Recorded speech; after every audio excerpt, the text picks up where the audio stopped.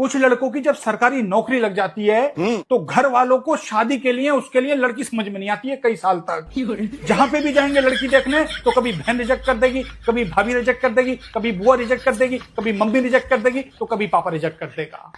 और ये घर वाले भाई साहब जब घर से निकलते हैं तो अपने आंखों पे स्कैनर लगा के निकलते हैं। बहन ये देखती है वहां लड़की के साथ साथ कि मुझे झुमकी और 4 जोड़ी कपड़े मिलेंगे कि नहीं मिलेंगे। बुआ ये देखती है कि मुझे सोने की अंगूठी और 2 जोड़ी कपड़े मिलेंगे कि नहीं मिलेंगे। भाभी ये देखती है कि मुझे कुंडल मिलेंगे नहीं मिलेंगे। मम्मी ये देखती है कि मुझे हार मिलेगा कि नहीं मिलेगा। बाप ये देखता है कि स्कॉर्पियो मिलेगी कि नहीं मिलेगी। ये इसकी भैंस की आंख, वहां लड़की कम और दहेज स्कैन करने ज्यादा जाते हैं।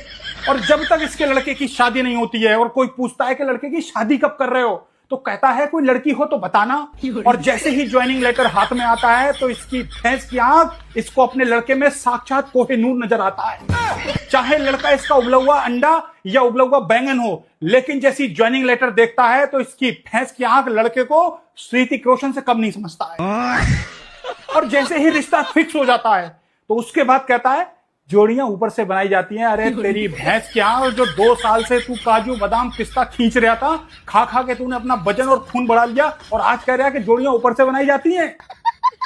और हमारे मोहल्ले के अंदर भी एक ऐसा नमूना है, 2 साल पहले उसकी सरकारी नौकरी लगी है लेकिन घर वालों को लड़की समझ में नहीं आ रही है। मैं नाम नहीं लूंगा नहीं तो कल्लू भैया ये कहेंगे कि हमारे घर की बात हो रही है। 2 साल से उस उबले हुए अंडे के लिए लड़की देख रहे हैं। कभी बरेली दे में देखते हैं तो कभी मुरादाबाद से संभल, संभल से बदायूं से इटावा, इटावा से फरुखाबाद से लखीमपुर खीरी से पीलीभीत शाहजहांपुर तक।